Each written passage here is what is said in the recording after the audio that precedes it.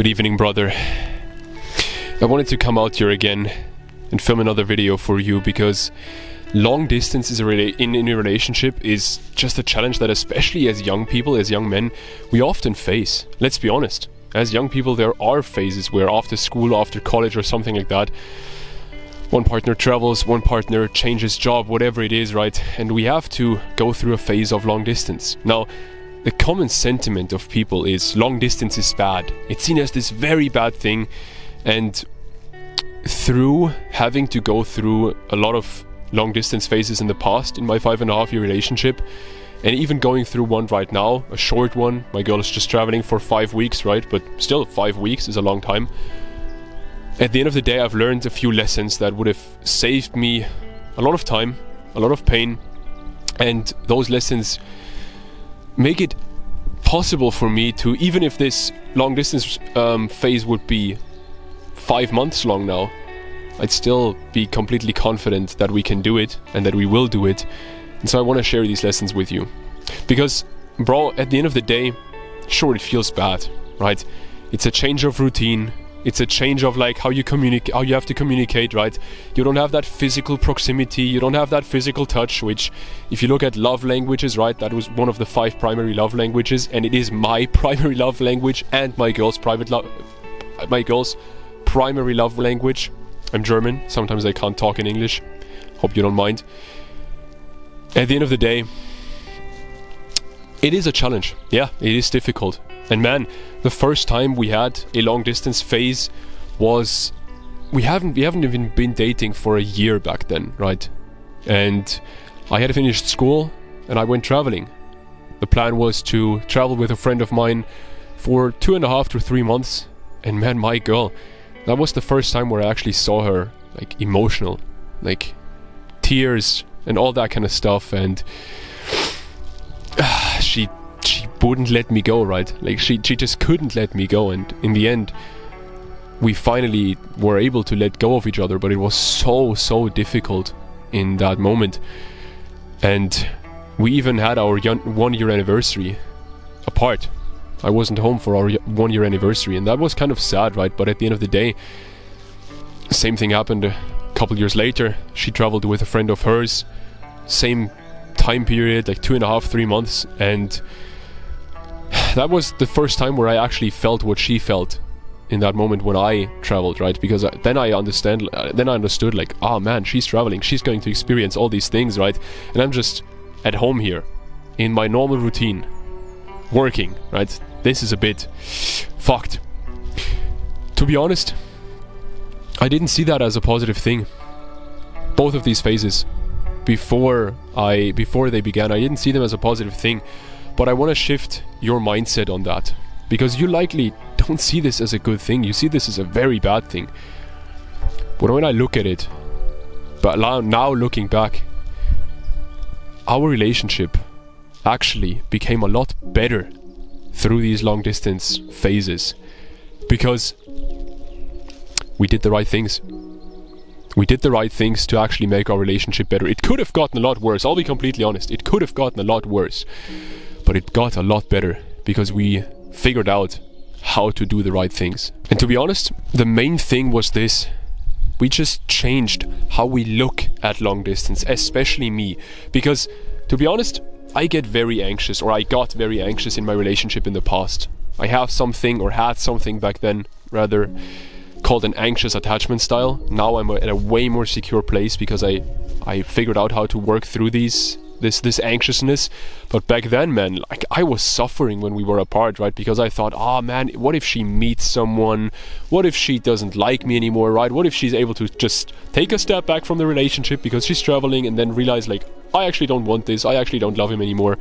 All those thoughts, man. And she never gave me a reason to think this, by the way. This is just my brain, because of past experiences, overthinking, right? And yeah, at the end of the day, what I realized though is, long distance is not a bad thing. Long distance is an opportunity for immense growth, both for both of the partners and for the relationship both of these partners have. You know, what really happens when we have a long distance phase in our relationship is we get challenged. We get a massive challenge.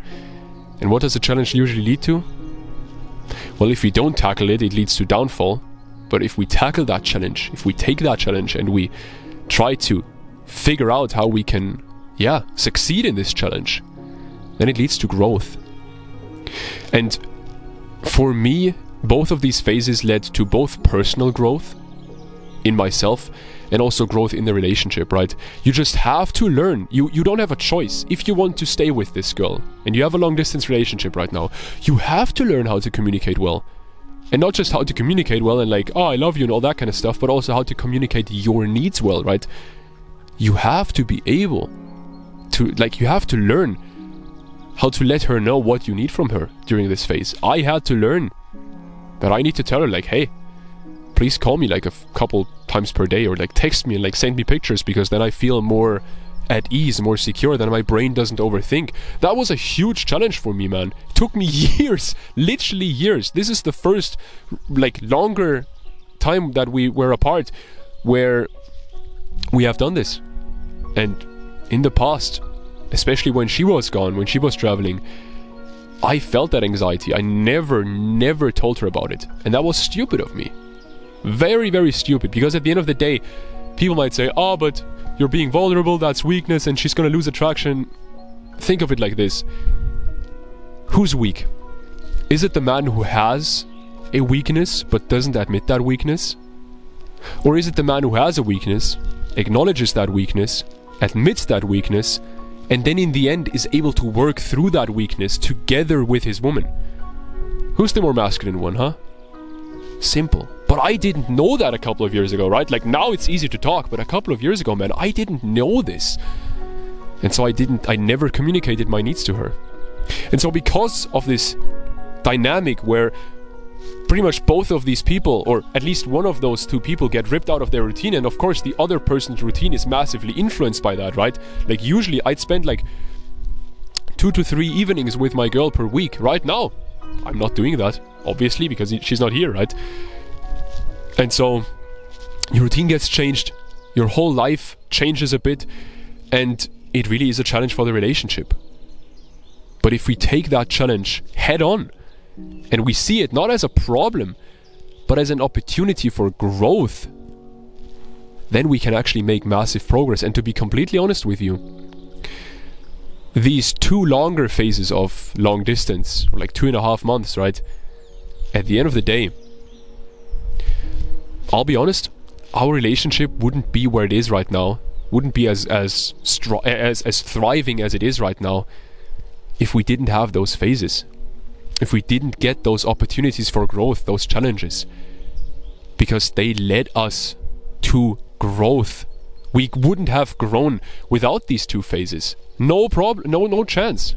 Now I'll give you more crucial parts of advice in a second, but brother, if you're in a situation right now where you're not really satisfied with your relationship, where it seems like it's kind of dying, right, and it's just flatlined pretty much, but you're ambitious and you want this relationship to not just survive, you want it to thrive, then what I can offer you is a free call with me. You can book that right now in the link in the description.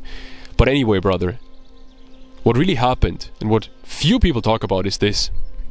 When we were both apart, I became a lot more masculine and she was able to be more in her feminine, because we weren't with each other so much, right? It simply comes down to this principle of you're the average of the 5 people you spend the most time with, right? And for many young people, all of those 5 people are their partner, especially once you live together, right? And so you really rub off on each other. And then what happens is polarity in that relationship gets lost, and so attraction gets lost. And so what was possible for us in long distance is I was able to live my life, she was able to live her life, and then once we got back together, once we united again in the same place, we had a lot more attraction. And I'll be honest, especially the first time, it was hard to get the wheels turning again, right? Like, especially, I'll be honest, with sex, it was just kind of weird. Like, we hadn't seen each other for like 2 months, and then it was weird. I'll be completely honest, brother. I don't know why, but it was just weird.